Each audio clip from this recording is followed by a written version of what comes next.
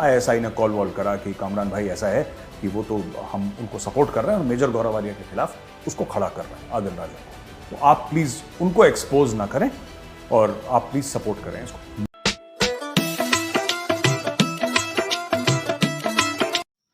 Hello सत श्री अकाल, नमस्ते, अस्सलाम वालेकुम, वेलकम बैक। कैसे हैं आप? आई होप आप सब ठीक होंगे। हमारी तरफ से सबसे पहले आप सबको होली की बहुत खुशियां जो है ना बहुत बहुत मुबारक हो। और आपने अपना कैसा आज का दिन गुजारा और कहाँ कहाँ गए या अपनी फैमिली के साथ कैसे आपने एंजॉय किया, नीचे कमेंट करके बता दीजिएगा। मेरा नाम है अबूजर गिल और मेरा नाम है वकास। तो आज मेजर गौरव आर्या की लेटेस्ट वीडियो लेकर आए हैं जिसका टाइटल है ISI created an ecosystem to take down major Gaurav Arya. Pakistan की एजेंसी ने एक ऐसा इकोसिस्टम बना लिया है कि उससे जो है ना मेजर गौरव आर्या को टेक डाउन करना है या मेजर गौरव आर्या को नीचा दिखाना है। तो आज इस वीडियो में मेजर गौरव आर्या उस जो इकोसिस्टम का है उसका जो बैकग्राउंड है उसके बारे में मेजर गौरव आर्या आपको बताएंगे और डिस्कस करेंगे। तो लास्ट पर हम अपना रिएक्शन देंगे। तो वीडियो स्टार्ट करते हैं और देख लेते हैं कि कौन सा इकोसिस्टम है। तो चलिए स्टार्ट करते हैं। स्टार्ट। मैं हूं मेजर गौरव आर्या और आप देख रहे हैं तो चाणक्य डायलॉग्स। इस वीडियो को लाइक करिए, हमारे चैनल को सब्सक्राइब करिए, बेल आइकन दबाना बिल्कुल मत भूलिएगा। अच्छा दोस्तों, मैंने ट्वीट भी करा था यार कल, थोड़ा सा ना ये पाकिस्तान में दोबारा डिस्कशन हो रहा है। मैं किसी दिन विस्तार से आपको पूरी ये पाकिस्तान जो गेम खेलता है ना, खासतौर से मुझे लेके, मैं विस्तार से वीडियो बनाऊंगा और मैं आपको बताऊंगा कि ये है क्या चक्कर, ये पाकिस्तान ऐसा कर क्यों रहा है, ये माजरा क्या है। दोस्तों, इशू कुछ ऐसा है कि कामरान यूसुफ नाम के एक पाकिस्तानी जर्नलिस्ट ने एक वीडियो छोड़ा हवा में कल, और किसी ने मुझे भेजा, जाहिर सी बात है, some well wisher, some friends send me this video. अच्छा, उसमें कुछ उन्होंने बात बोली थी। अच्छा, कामरान साहब ऐसा है कि is a well known television anchor, well known journalist इन पाकिस्तान। तो ऐसा नहीं है कि ही इज अ नोबडी, कि कल कोई ऐसे मुंह उठा के आ गया, ऐसा नहीं है। And he is a person who has connections with the establishment. Establishment मतलब पाक फौज के साथ कनेक्शंस। ये जो वीडियो है, मैं उनका लिंक दे रहा हूं, आप उनका वीडियो जाके देखिए, ठीक है। 6 मिनट के बाद से देखिएगा, या फिर आपको एक्चुअल वीडियो देखना है तो आप मेरे ट्विटर पे जाइए, आप ट्विटर पे देख सकते हैं।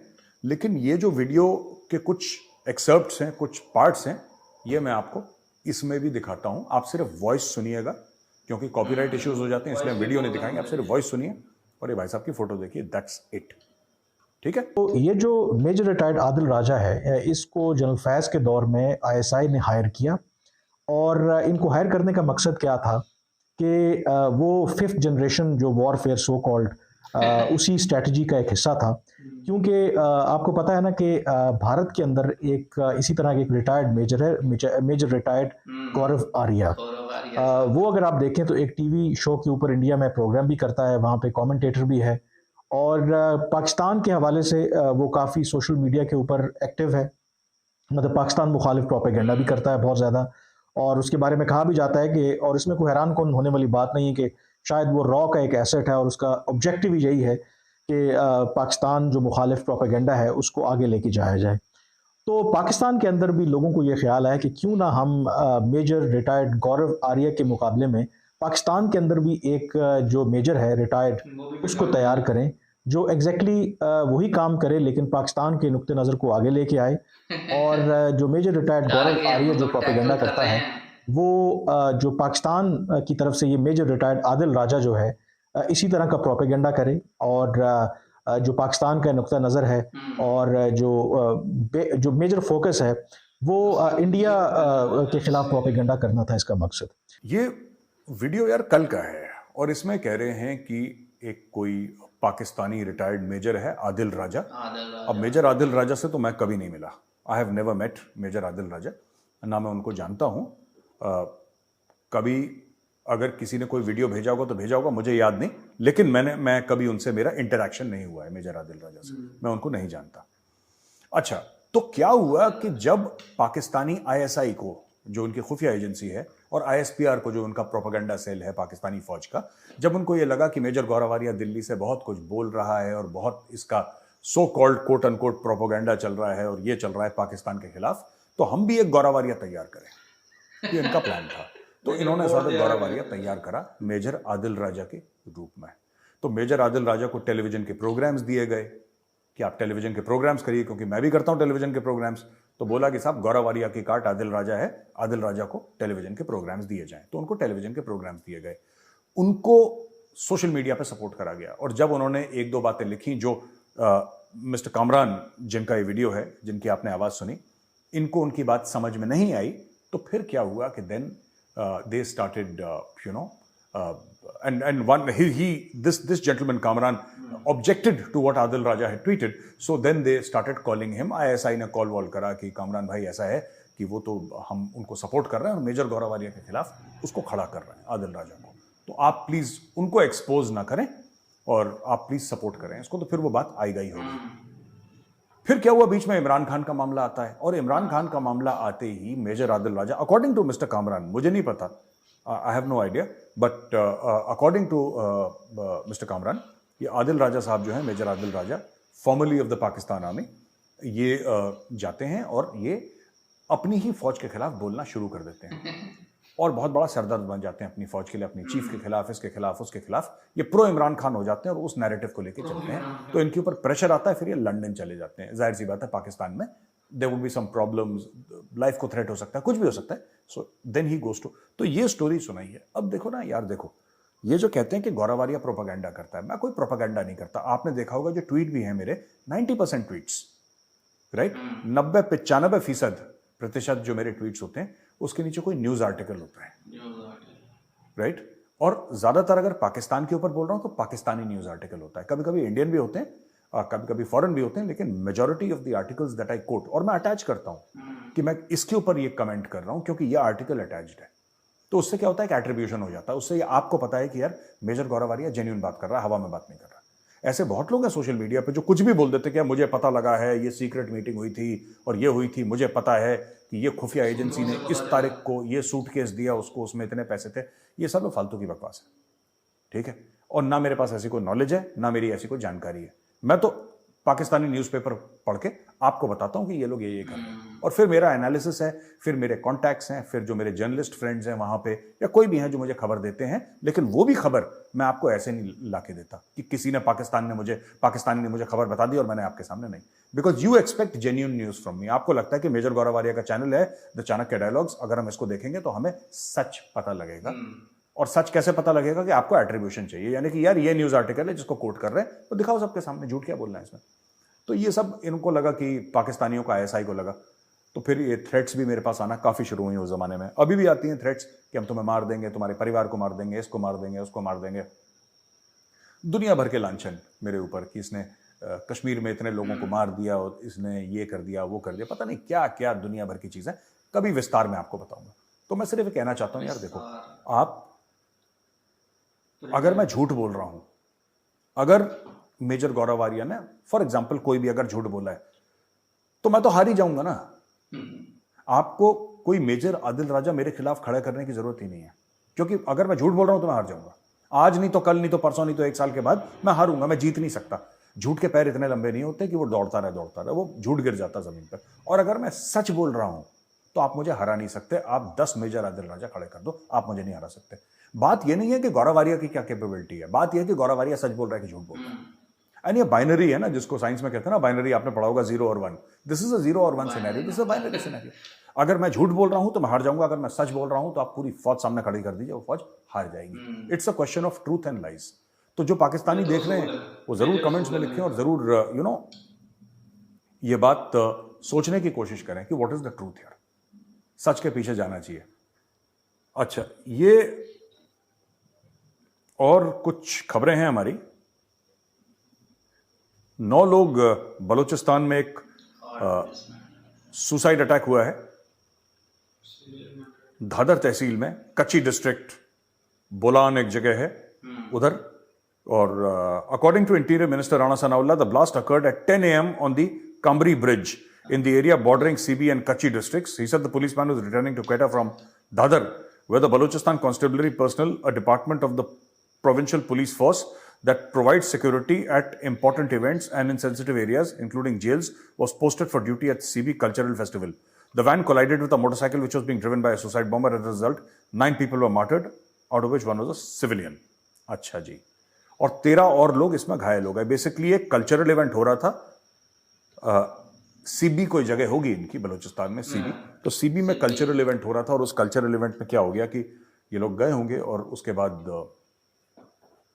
जब वापस आ रहे थे वहां से तो ये एक मोटरसाइकिल पे सुसाइड बॉम्बर था.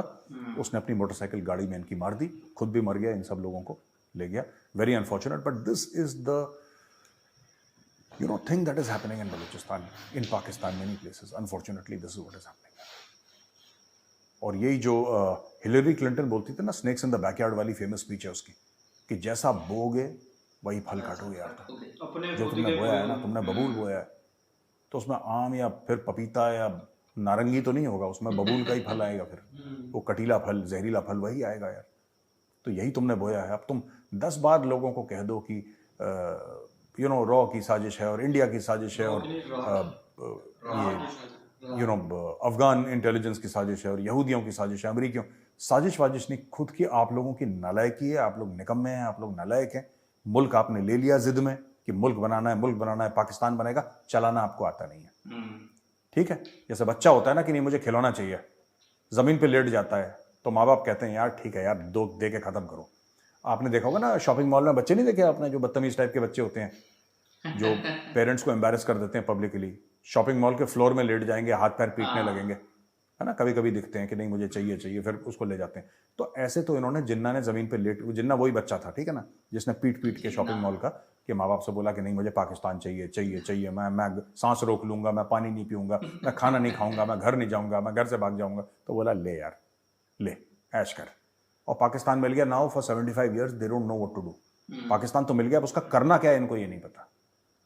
इसलिए जब भी पाकिस्तानी बोलते हैं ना कश्मीर बनेगा पाकिस्तान, बोलो तुम लोग करोगे क्या उसका यार, तुम लोग करोगे क्या. अगर तुम्हें कश्मीर भी मिल गया, भगवान ना करे कभी ऐसा हो, लेकिन अगर तुम्हें मिल गया तो वही तुमने 500-500 गज के प्लॉट काट के बेच दिया. इससे ज्यादा तुम्हारा विजन है ही नहीं. अपने मुल्क के लिए विजन नहीं है, कश्मीर के लिए क्या विजन होगा. You people without a vision, people without a road map, people without any sort of intellect who can take the nation forward. आप देख तो रहे हैं पाकिस्तान में क्या हो रहा है. और ये बड़ी दुखद, क्योंकि I have no ill will towards these policeman and that civilian who is died. ये तो इनोसेंट. लेकिन इन्होंने इतना मिसमैनेज कर रखा है, अपने मुल्क को. मुझे ऐसा लगता है कि सबसे बड़ी बात जो है ना कि टैलेंट का बहुत फुकदान है पाकिस्तान के अंदर.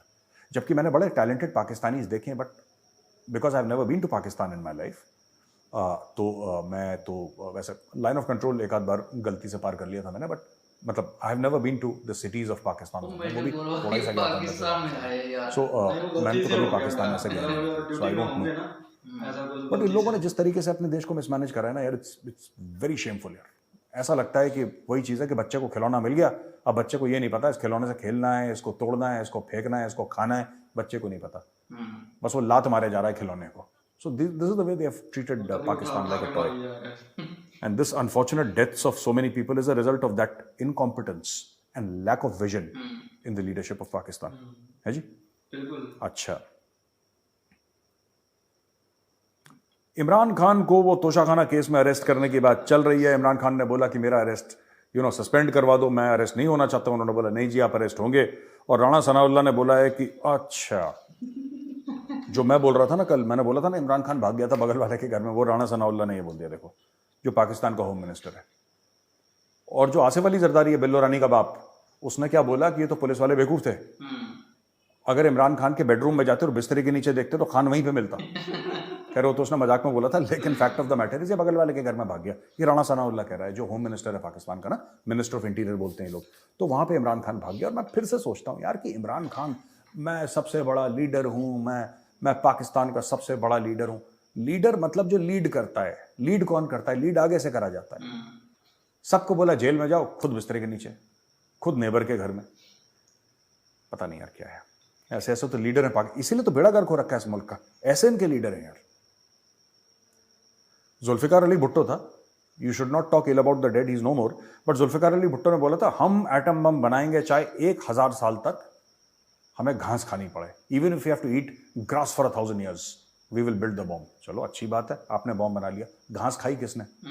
पब्लिक खा. घास किसने खाई? जुल्फिकार ने घास खाई, बेनजीर भुट्टो ने घास खाई, जरदारी ने घास खाई. जरदारी ने तो पूरे देश की घास काट दी उसने। बिल्लो रानी की शक्ल देखो, लुक एट बिल्लो। बिल्लो आपको घास खाता हुआ दिखता है? बिल्लो डूम का। तो ये लोग ऐसे पूरा, इनका मुनाफिक माहौल है, हिपोक्रिटिकल माहौल है। ये कौम को भड़का देते हैं कि तुम घास खाओगे। बिल्लो बर्गर खाएगा यार, बिल्लो पिज्जा खाएगा, वो मिल्क शेक पिएगा। बिल्लो बिल्लो थोड़ा ना घास खाएगा।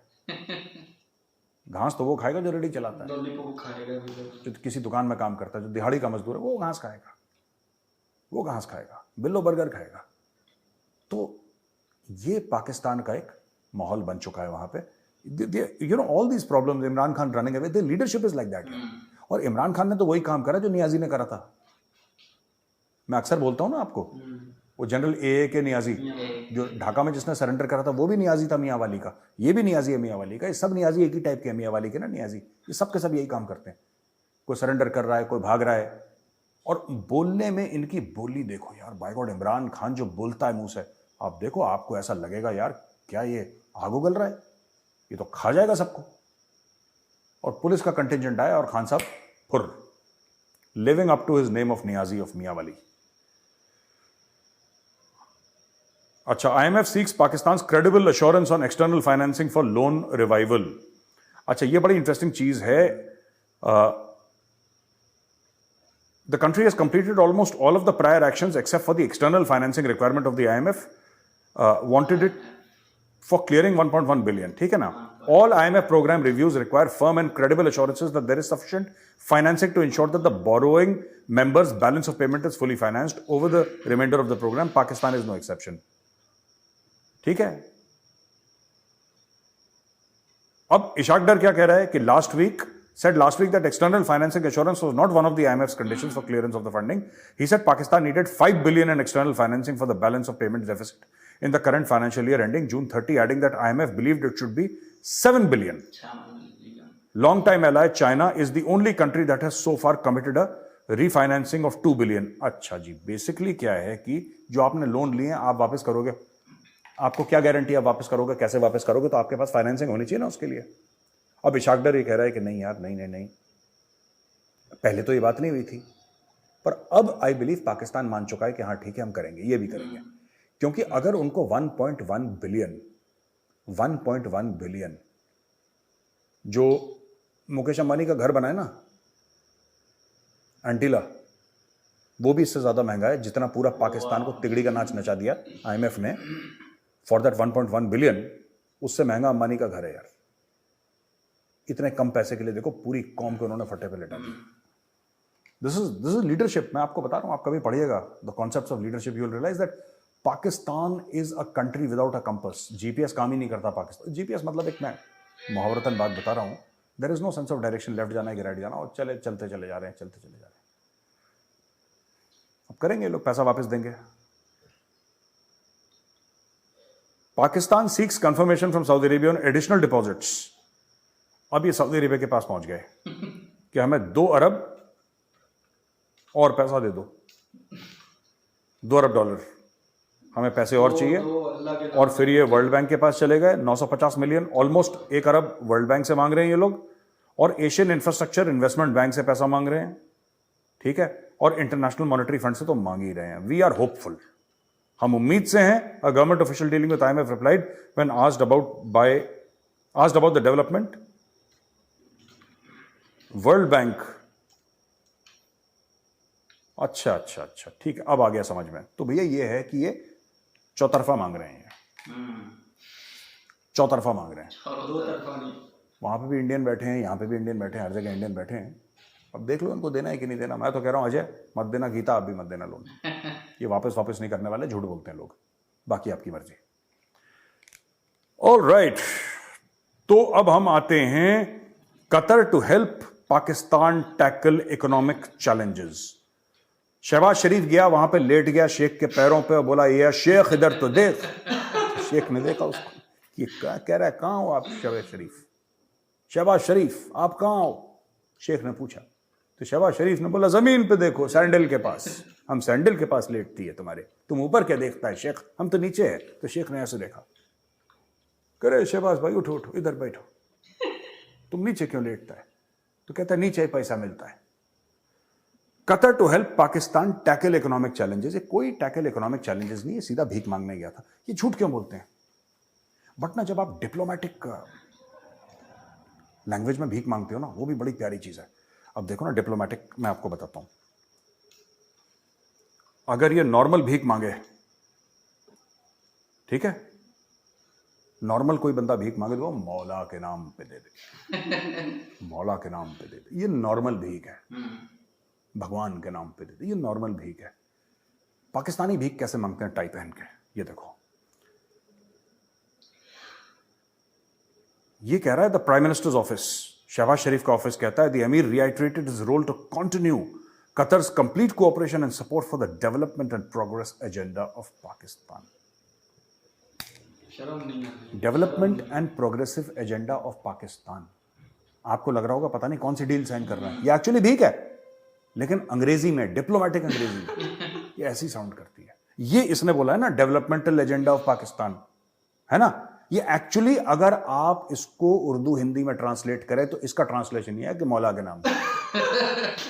बट ये इसने डिप्लोमेटिकली टाई वाई पहन के गया, ये सूट वूट महंगा पहन के इसने भीख मांग ली, इसको भीख मांगी।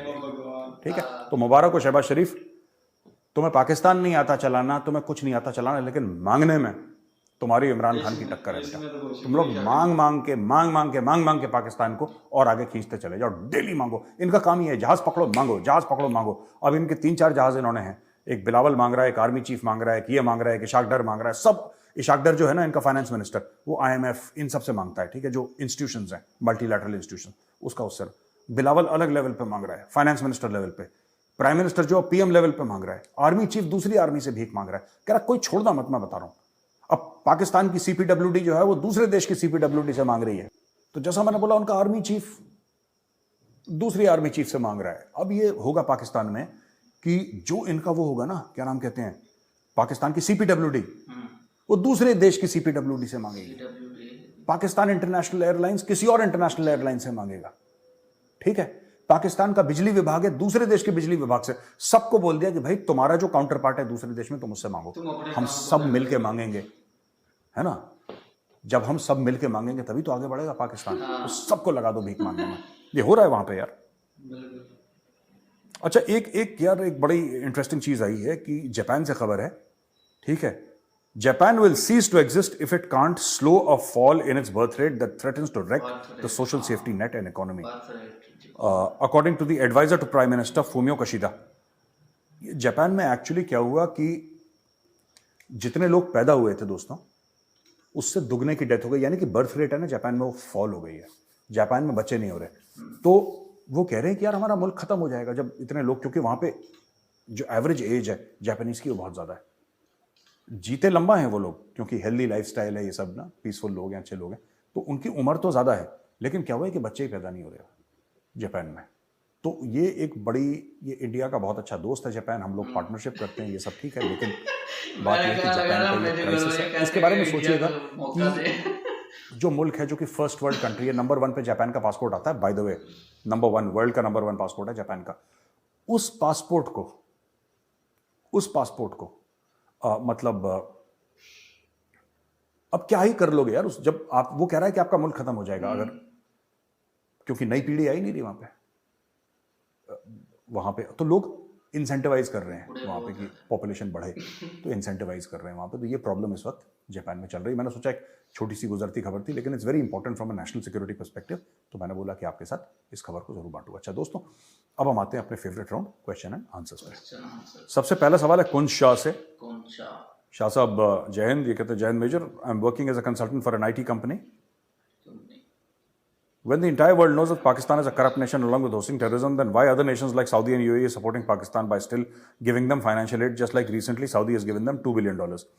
अच्छा शाह साहब, ऐसा है, फर्स्ट ऑफ ऑल आपके सवाल के लिए बहुत बहुत धन्यवाद। सब लोग फायदा उठाते हैं। जब आप बाजार में, मैं आपको बताता हूं, आपने बोला ना क्यों पैसा देते हैं पाकिस्तान को। जब कोई भी बंदा बाजार में खड़ा हो जाए और कहे कि यार मैं जो अपना ज़मीर है ना, मैं जो अपनी इज्जत है, मैं वो बेचने के लिए तैयार हूं, आप जो बोलोगे मैं वो करूंगा, मैं आपका गुलाम बनने को तैयार हूं, बस मुझे पैसा दे दो, तो उसको कोई ना कोई खरीदार मिल जाएगा। somebody will want his services, right? Pakistan को इसलिए पैसा देते हैं क्योंकि लोग कहते हैं कि हम पाकिस्तान को, देखिए पाकिस्तान ये नहीं कह रहा सऊदी अरब से कि हम आईटी में एक्सपर्ट हैं, हमारा एग्रीकल्चरल जो हमारा प्रोड्यूस है वो बहुत शानदार है, हमारी मैन्युफैक्चरिंग बहुत तगड़ी है, हम इलेक्ट्रिकल व्हीकल्स बना रहे हैं, हम सेमीकंडक्टर बना रहे हैं, हम आपको बेचेंगे, आप हमें पैसा दो। ये तो ट्रेड चलता है दुनिया भर में। पाकिस्तान ही कहता है कि हम आपको कुछ नहीं देंगे, आप सिर्फ पैसा दे दो। तो यार जब कोई मुल्क आपको पैसा देगा, कोई देश या कोई यूनिलैटरल मल्टीलैटरल इंस्टीट्यूशन, माफ करिएगा, जब मल्टीलैटरल इंस्टीट्यूशन आपको पैसा देगा तो कुछ ना कुछ तो उसके एवज में इट विल टेक, कुछ तो लेगा वो। बहुत समय तक पाकिस्तान को फ्री में पैसा मिल रहा था। ये सऊदी अरब से कह रहे थे कि जी असी भी मुसलमान थे, तो सही मुसलमान। अब सऊदी अरब ने साफ साफ मना कर दिया कि यार ये सब इस्लामिक कार्ड नहीं चलेगा, और अगर तुम हमसे पैसे लेते हो तो तुम्हें फिर कुछ ना कुछ तो वापस देना पड़ेगा। तो अब ये इन्होंने मांग तो लिए पैसे इनसे, अब देखिए आगे क्या होता है। सऊदी अरब इनसे क्या लेता है, क्योंकि अब फ्री में जो फंडिंग पाकिस्तान को होती थी वो खत्म हो गई। तो पाकिस्तान क्या देगा? उसके पास कोई एग्रीकल्चरल प्रोड्यूस नहीं है, कोई आईटी नहीं है, कोई सेमीकंडक्टर या चिप या कुछ आर्टिफिशियल इंटेलिजेंस, ऐसा तो कुछ है नहीं। नेचुरल इंटेलिजेंस भी नहीं, आर्टिफिशियल कहां से होगा इनके पास? लेकिन अब क्या देंगे सऊदी अरब को, ये देखना पड़ेगा। Let's see. अदनान वनी, अरे वनी तो कश्मीरी है। Hello major Gaurav Arya sir, I am Adnan and I belong to JNK। हाँ ऑफ कोर्स। तो दोस्तों आज की इस वीडियो में मेजर गौरवारिया ने बहुत सारे पॉइंट्स के ऊपर बात की, तो एक एक करके सबके ऊपर बात करेंगे। कि सबसे पहले कामरान खान साहब के मतलब कि उन्होंने एक न्यूज़ निकाली है, एक अपनी वीडियो डाली थी सोशल मीडिया के ऊपर, यूट्यूब के ऊपर, कि पाकिस्तान की ISI ने मेजर गौरवारिया को टैकल करने के लिए खुद का एक बंदा तैयार किया था जिसका नाम था मेजर आदिल राजा। तो उसको तैयार किया था कि वो भी जैसे मेजर गौरवारिया साहब पाकिस्तान के रिलेटेड न्यूज़ निकाल कर लेकर आते हैं, वीडियो बनाते हैं, तो मेजर गौरवारिया को टैकल करने के लिए मेजर आदिल राजा जो है वो भी वीडियो बनाया करेगा इंडिया के खिलाफ, या इंडिया के मतलब के जो भी पॉइंट्स होंगे वीक उसको उठाएगा, उनको टैकल करने के लिए। उनके मुकाबले में होता है ना कि बंदा जो दो पार्टीज होती हैं, हाँ। तो अपनी पार्टी का बंदा भी खड़ा करता है कि यार ये इसको जो है ना इससे ऊपर जाए, ये जिस तरह ये काम कर रहा है इसके मुकाबले में खड़े हो जाए। तो मेजर गौरव आर्या को टैकल करने के लिए जब राजा को बनाया गया ना, मेजर जो पाकिस्तान से आर्मी से रिटायर्ड है, तो शुरू में तो उसने किया कि इंडिया को थोड़ा सा ना नीचा दिखाएं, इंडिया के खिलाफ वीडियो बनाए। तो ना बाद में जैसे ही इमरान खान वाला इशू बना, इमरान खान की गवर्नमेंट को गिराया गया, तो वो साथ ही ना चेंज हो गया। मेजर जो आदिल राजा है वो चेंज हो गया, उसने पाकिस्तान आर्मी का जो आर्मी चीफ था, ये जो अभी रिटायर हुआ है बाजवा, जनरल बाजवा, इसकी फैमिली के खिलाफ उसने एक रिपोर्ट निकाल दी कि ये जो बाजवा है इसकी फैमिली ने 1200 अरब जो है ना पाकिस्तान से चुराए हैं। तो जो बाजवा के खिलाफ जब रिपोर्ट निकाली तो ISI ने उसको समझा कि अब तो ये बंदा इमरान खान की तरफ खड़ा हो गया है और ये अब हमारे खिलाफ बोलेगा। तो मेजर आदिल के खिलाफ भी मतलब कि न्यूज़ आने लगी, इधर से निकली, वो उसके खिलाफ एक वो मतलब कि पता नहीं पाकिस्तान की टिकटॉकर थी, उसके साथ उसकी कोई लिंक कर दिया गया, तो ताकि मतलब उसको थोड़ा सा नीचे दिखाना था, डिग्रेड कर दिया मेजर आदिल राजा को। वो मेजर गौरवारिया तो वो बन नहीं सका, मगर उसने मंजी पीढ़ी ठोक दी, जैसे वो मतलब कि उसकी बाजवा की जो फैमिली थी उसकी जो ना मंजी तो है, या जाते जाते कुछ ना कुछ करके दिखाऊंगा। हाँ, तो जो अब वो राजा है ना उसके घर के ऊपर छापा पड़ा, मतलब कि पाकिस्तान के दारों ने छापा मारा, उसकी फैमिली ने बोला कि आप सुबह आना, मेजर आदिल जो है ना वो अभी घर पे नहीं है। तो मेजर आदिल जो है वो आजकल दुबई में बैठा हुआ है और वो अपनी रोजाना वीडियो निकालता है पाकिस्तान की आर्मी के खिलाफ। मतलब कि जो बंदा आपने इंडिया को टैकल करने के लिए बनाया था, मेजर गौरवारिया को टैकल करने के लिए बनाया था, उसने आपके ही इदारे को टैकल करना स्टार्ट कर दिया। मतलब कि ऐसे लोग, ऐसे इंसान के ऊपर आपने इन्वेस्ट किया जिसका आपको नुकसान हो रहा है अब, भुगतना पड़ रहा है आपको। तो ऐसे ही पाकिस्तान ने वक्त गुजरने के साथ साथ बहुत सारी गलतियां भी की हैं, जैसे तालिबान को बनाया था, ये एक सबसे बड़ी गलती थी कि उनको अमेरिका ने और पाकिस्तान ने मिलकर जो है ना बनाया। तो फिर मतलब कि जो है ना उसका नुकसान पाकिस्तान को उठाना पड़ा। तो दूसरा जो टॉपिक था वो 8 पुलिस जो है ना वो पुलिस मैन जो है वो मारे गए हैं। हाँ, मतलब कि बलोचिस्तान में एक वो आया, मतलब कि दहशतगर्दी हम उसको बोलते हैं, पाकिस्तान में बोला जाता है। तो वो आया, उसने अपनी बाइक के अंदर बारूद भरा हुआ था और आकर उसने आर्मी की गाड़ी के साथ ठक मारा और बाइक भी गई, वो दहशतगर्द भी गया और आर्मी की वो गाड़ी भी गई और 8 पुलिस वाले भी जो है ना उस हमले के अंदर मारे गए। तो इन हालात के पीछे आपका क्या ख्याल है, कौन हो सकता है? बलोचिस्तान में जो हालात चल रहे हैं, कौन हो सकता है? सारे अभी जो मामला सारे चल रहे हैं, हाँ। वो सारा हम जो आम आवाम है उनको तो सारा शोर हो गया। वो कहते हैं कि आर्मी करवा रही है ये सारा कुछ। चलें पुलिस के लिए यहाँ पर हम भी थोड़े से अपनी आवाज उठा देते हैं, मीडिया को फायदा उठाते हुए, कि उनको जो गाड़ियां दी जाती हैं, आपको पता भी है कि वो एक सेंसिटिव एरिया है, आपको चाहिए था उनको बुलेट प्रूफ गाड़ियां दी जाएं, आपको मतलब कि उनको यूनिफॉर्म ऐसा दिया जाए। आप किसी सर्च कीजिएगा इंटरनेट के ऊपर कि बलोचिस्तान पुलिस की यूनिफॉर्म आप चेक कीजिएगा और उनके नीचे जूते जो उन्होंने पहने होते हैं, वो कप्तान चप्पल जिसको कहते हैं ना, एक वो पाकिस्तान में कप्तान चप्पल के नाम से एक फेमस जूता है, वो पहना होता है। मतलब कि वो उस कप्तान चप्पल आप रेगुलर पहन के ना एक मंथ चलते रहे, उसका जो नीचे वाला हिस्सा होता है ना वो घिस जाता है, मतलब टूटना स्टार्ट हो जाता है। तो वो वाली उन्होंने चप्पल पहनी होती है और उनका यूनिफॉर्म आम जैसे ये हमारे कपड़े हैं इस तरह का उनका यूनिफॉर्म है, ब्लैक कलर का।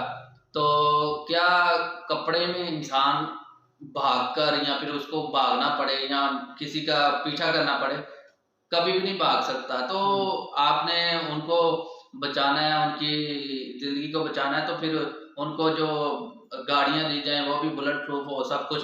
जो इस्लामाबाद में आप एक आम पब्लिक का क्राउड इकट्ठा हो जाए तो उसको पकड़ने के लिए वो गाड़ियां आ जाती हैं बुलेट प्रूफ, मगर उनके लिए कुछ भी नहीं है। तो पुलिस के लिए हम भी थोड़ी सी अपनी आवाज उठा दी है। होना चाहिए वैसे, जो आपके लिए हिफाजत कर रहे हैं, आपकी हिफाजत कर रहे हैं, थोड़ा बहुत इतना तो बनता ही है। तो तोशाखाना केस के ऊपर भी थोड़ी सी बात कर लेते हैं कि इमरान खान के खिलाफ, जब इमरान खान प्राइम मिनिस्टर था, तो इमरान खान जब प्राइम मिनिस्टर था ना, तो इसने अपने प्राइम मिनिस्टर होते हुए जब बाहर की कंट्रीज में जाता था तो इसको गिफ्ट मिलते थे। तो जो गिफ्ट मिलते हैं वो पाकिस्तान में एक जैसे खजाना वाला एक बैंक सिस्टम होता है, ऐसे ही एक तोहफे रखने के लिए एक सिस्टम है, उसको तोशाखाना बोलते हैं। तो तोशाखाना में इमरान खान ने ना कुछ घड़ियां ले ली उसको गिफ्ट, मतलब कि उसने कानून के तहत, जो एक कानून पाकिस्तान में उन्होंने आकर पास किया था कि 50% आप पैसे देकर उस जो भी चीज है उसके 50% आप पैसे देकर वो चीज आप रख सकते हैं। तो उसने वो पैसे देकर अपनी वो चीज ले ली और लेने के बाद उसका फिर वो मालिक बन गया, उसका जहां दिल करता उसको सेल कर सकता था या गिफ्ट दे सकता था कि किसी को भी। उसने दुबई के किसी बिजनेसमैन को वो सेल कर दी। उसके बाद उस बिजनेसमैन को हमारे यहाँ पर इमरान खान को टैकल करना था, हमारे यहाँ पर गवर्नमेंट ने और अदारों ने मिलकर। तो फिर उस बंदे को ढूंढा गया कि जिसको वो चीजें बेची गई, उसने अपने बयान दिए, ये दिया वो दिया, लेकिन एक बहुत बड़ा इशू बन गया। तो बहुत अरसा ये इशू बना तो अभी भी उसके ऊपर वो केस चल रहा है। और अदालत ने, पाकिस्तान की अदालत है, उसने ना इसको बुलाया है कि आप आए, इमरान खान अदालत में आए और यहाँ पर आकर अपनी हाजिरी लगवाए। तो जब हाजिरी नहीं लगवाई 15-16 बार, पता नहीं 13 बार उसने अदालत ने बुलाया, चलो इसको उठा के लाओ। हाँ, तो अब उसकी वो जो जमानत थी ना वो खारिज हो गई और वारंट गिरफ्तारी जारी कर दी। पुलिस आई, पुलिस ने ढूंढा इसको घर में, इसका पूरा घर छान लिया, इमरान खान नहीं मिला। जैसे मुझे गौरव आर्या ने कहा कि वो दूसरों की वो भी मिसाल दे रहे थे कि जरदारी जरदोरी की, कि इसका बिस्तरा उठाता तो नीचे इमरान खान मिल जाना था। तो ये इमरान खान की स्टोरी थी। तो इसके ऊपर आप अगर कुछ करें। नहीं, बिल्कुल आपने सही कह दिया। उसके बाद नेक्स्ट टॉपिक हमारा वो जो IMF के ऊपर आ जाते हैं कि IMF से लोन लेने के लिए IMF लोन मांगने में तो वैसे सारे जो है ना पूरे पाकिस्तान की आम आवाम तो चलो क्या करेगी, उन्होंने क्या मांगना है, लेकिन जो हमारे हुक्मरान हैं हाँ, वो इस चीज में बहुत ज्यादा माहिर हैं, उनको मांगना बहुत अच्छे तो तरीके से। इसके साथ मतलब आईएमएफ और सऊदी अरब से पाकिस्तान ने लोन लेने के लिए, आईएमएफ पाकिस्तान की नाक रगड़वा रहा है, पाकिस्तान की नहीं, पाकिस्तान के हुक्मरानों की। हाँ, इनकी इनमें कोई तो डाउट नहीं। हुक्मरान जो होते हैं तब वो पाकिस्तान का ही फेस होते हैं, मतलब पाकिस्तान को रिप्रेजेंट कर रहे होते हैं। तो आईएमएफ ने से जब लोन लेने गए तो उसने बोला ये भी करो, ये भी करो, ये भी करो। अब हर चीज को ये फॉलो कर रहे हैं, उसका बोझ पाकिस्तान की आम आवाम के ऊपर पड़ रहा है। मतलब कि डॉलर बढ़ गया, बिजली के रेट बढ़ गए, गैस का रेट बढ़ गया, खाने पीने वाली अशिया बढ़ गई, आटा पाकिस्तान में नायाब हो गया, कहीं से भी मिल नहीं रहा। तो ये इसका मतलब इतना बड़ा इफेक्ट पाकिस्तान के लोगों के ऊपर पड़ा, और पाकिस्तान का जो है ना डिफॉल्ट तो हो चुका है, मगर अभी तक पाकिस्तान को किस्तें नहीं मिली आईएमएफ से। पाकिस्तान में एक सिस्टम है कि किसी का लोन चुकाने के लिए लोन ले लो तो अभी सऊदी से भी लोन मांगा है। हाँ, तो अब सऊदी अरब से भी 2 अरब रुपए मांग लिए गए हैं। सऊदी अरब ने भी उस 2 अरब के देने के ऊपर पाकिस्तान से कुछ लेने के लिए वो डिमांड करेगा। अच्छा, वैसे मिसाल बड़ी जबरदस्त दी थी मुझे था। क्या? और इंग्लिश में मांगने के लिए सिंपल जो आम तरीका होता है ना, मौला के नाम पे दे, भगवान के नाम पे दे, थोड़ा सा ना। और जो इन्होंने मांगने का तरीका है वो इन्होंने पता नहीं इंग्लिश में जो है ना लिख लिख के, जैसे वो सारा मतलब जो है ना पूरा पैराग्राफ, अगर उसको ट्रांसलेट हिंदी में उर्दू में करें ना तो वो यही बनता है कि मौला के नाम। हाँ, तो अब सऊदी अरब से भी मांग लिया और साथ ही कतर से भी मांग लिया है। अच्छा, मतलब कि कतर को कहता है कि मेरी मदद कर दो, मतलब कटोरा लेकर चारों तरफ घूम रहे हैं। और जैसे मेजर गौरवालिया ने भी कहा कि वो आर्मी चीफ को अलग भेज देते हैं कि आप उनसे बात कर लो। वजीर आजम खुद चला जाता है, वो इन कतरियों से और सऊदी अरब के लोगों से मांगता है।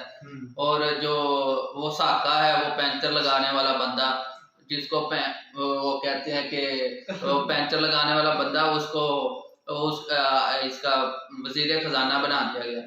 तो पैंचर लगाने वाले बंदे ने पाकिस्तान को ही, मतलब कि वो पैंचर लगवाने चल जाए ना, वैसे बाकी आपने देखा होगा कि पैंचर वाले के पास चले जाना, एक पैंचर होगा ना वो दूसरा खुद ही कर लेगा तो वो ना, ये पाकिस्तान में होता है, इंडिया में होता है कि नहीं, ये आप नीचे कमेंट करके बताइएगा। जो बाइक और साइकिल या जो भी मतलब व्हीकल्स यूज करते हैं उनको मालूम होगा कि पैंचर वाले की ये स्टोरी सच्ची है कि गलत है। पाकिस्तान में ना पंचर वाले के पास चले जाए, उसको कहें कि भाई साहब ये पंचर ना भी हो ना, उसने वो पंचर निकाल देना, ऐसे वो तीखा सा उसने रखा ताकि वो सुराख के अंदर उसने लगा के, ताकि उसकी निशानी रहे। तो उसके साथ ही उसने दूसरा कर देना पंचर, और एक तो आपसे हो गया, दूसरा उसने खुद कर दिया और डबल पैसे लेके आपको कहेगा भाई साहब ये अच्छा पंचर लग गया, तो नेक्स्ट टाइम नहीं होगा। आप 1 वीक चलाएंगे, 2 वीक चलाएंगे, वो फिर पंचर हो जाएगी। ये पाकिस्तान का हाल है कि लोन लेते हैं वो भाई साहब, अब तो हमने इससे बहुत कमा लेने हैं, तो वो आते हैं पाकिस्तान को पंचर लगा, तो वो पंचर जो लगवा के आते हैं वो उसके साथ एक दूसरा पंचर हो जाता है ताकि वो जल्दी पंचर हो जाए, इसलिए। तो वो ही कतरी भी अब पाकिस्तान से कोई ना कोई फायदा उठाएंगे। बाकी जापान के बारे में ये एक अफसोसनाक भी खबर है कि उनकी जो आबादी है ना कम हो गई है, जो बूढ़े लोग हैं ना वो ज्यादा हो गए हैं, और जो जवान लोग हैं वो कम है वहां पर, क्योंकि बच्चे नहीं पैदा करते ना जापानी। तो अब वहाँ की जो लड़कियां हैं वो भी ये सोचती हैं कि जब उनसे कहा जाता है कि बच्चे पैदा करो, तो वो मतलब इस चीज़ के लिए राजी नहीं होती। पहले उन्होंने अपनी कौम को इस चीज़ की तरफ लगा दिया कि आप बच्चे पैदा ना करें, कम पैदा करें, तो अब नहीं हो रहे तो। हाँ, तो अब उनको नुकसान। तो मेरे गौरवालिया ने इसके ऊपर वो कर रहे थे कि जापान के और इंडिया के भी अपने स्ट्रेटजी जो है ना, और मैं ये सोचता हूं कि इंडिया जब इतनी बात की तो हमने समझा कि लोग, हाँ, तो मैंने कहा कि मेजर साहब ने कह दिया कि ये अब जापान जो है ना इंडिया को मौका दे जापान की आबादी बढ़ाने के लिए, क्योंकि यहाँ इस रीजन के लोग जो है ना वो ज्यादा बेरोजगार हैं, तो जॉब्स तो उनके पास होते हैं, पाकिस्तान को भी मौका दे दें पाकिस्तान के लोगों के पास भी जॉब नहीं है। ये एक मतलब वैसे फनी टाइप हमारे दिमाग में आ गया अचानक से। तो ये एक वैसे अफसोसनाक भी खबर है, मगर अब उसको जापान की हुकूमत को इसके ऊपर कुछ ना कुछ तो एक्शन लेना पड़ेगा, वरना उनकी जो पॉपुलेशन है वो खत्म हो जाएगी। मतलब बूढ़े लोग ज्यादा हो गए, वो कामकाज तो करेंगे नहीं, फिर हम जैसे देशों से वो अपने मंगवाते हैं काम करने के लिए लोग, और फिर यहाँ से वो लोग जाकर वहां पर जो हरकतें करते हैं, मतलब कि उन्होंने सबसे पहले देखना होता है कि कोई मिल जाए, शादी कर लें, वहाँ का जो ना रेड कार्ड मिल जाए और फिर ग्रीन कार्ड जो भी होता है वो मिल जाए, और फिर वहां पर हम पता चल गया। मैं तो कहता हूँ पाकिस्तानी आए थे। अब जिसने ये वीडियो देख लिया, मेरे घरवाले की ये बात देख ली है, उसने अब सोना नहीं है, सारी रात ये सोचा करेगा यार जापान का वीजा कैसे लगेगा जापान का वीजा कैसे लगेगा, जापान का वीजा कैसे लगेगा, बस यही चलता रहेगा। अब मतलब कि इंफॉर्मेशन इकट्ठी करने लग जाएंगे हमारे ये वाले रीजन के लोग। पाकिस्तानी तो ज्यादातर ना मतलब कि किसी तरह जो है ना वीजा मिल जाए। इंडियंस को तो आसानी से मिल जाता है। इंडियंस को मैं कहना चाहूंगा आप थोड़ा सा ट्राई कर लें, शायद आपका काम बन जाए। तो बाकी पाकिस्तानियों को तो वीजा बहुत मुश्किल मिलता है। वो ये 3-4 कंट्रीज होंगी जो पाकिस्तान को वीजा दे देती हैं, अदरवाइज इतनी इजी वीजा नहीं मिलता, बहुत सारी उसके लिए नाग रगड़नी पड़ती है। तो बाकी हमने इतने सारे टॉपिक आप लोगों के लिए कवर किए हैं। 40 वीडियो बहुत लेंथी हो गई है, तो ये बाकी आप वीडियो को देखा होगा पूरा कंप्लीट। हम इसलिए थोड़ा सा एक्सप्लेन करते हैं ताकि एक तो इतनी देर बाद जो है ना वो मौका मिलता है आपसे डिस्कशन करने का, तो एक फैमिली क्रिएट हुई है, तो बड़ा दिल करता खुल के जो एक टॉपिक मिल जाए ना, तो हम कहते हैं कि इसके ऊपर जो है ना बात करते हैं। हाँ, तो आप इस वीडियो के बारे में क्या कहना चाहेंगे, वो मेजर आदिल और मेजर गोरवारिया वाली बात के ऊपर क्या सोचते हैं कि पाकिस्तान के अदारों ने ये क्यों अच्छा किया कि नुकसान उनको उठाना पड़ रहा है अब, क्योंकि वो मेजर आदिल राजा जो है वो अब खुल के बात करता है, वो बाहर बैठा हुआ है, उसको कोई डर नहीं है। डर तो खैर हर इंसान को ही होता है, तो अब उनके जो खिलाफ बातें कर रहा है, इसको अब कैसे पाकिस्तान टैकल करेगा ये पाकिस्तान के अदारों को पता होगा, हम तो इसके ऊपर कुछ कह नहीं सकते। बाकी हम तो बस वीडियो देखा और आपसे जो है ना इसको शेयर किया। तो मिलते हैं नेक्स्ट वीडियो में। अगर वीडियो अच्छी लगी है तो शेयर कर दें, चैनल को सब्सक्राइब कर लें, बेल आइकन प्रेस कर लें, ताकि आपको भी हर वीडियो का नोटिफिकेशन मिल जाया करे। तो इजाज़त दीजिए, अल्लाह हाफिज़।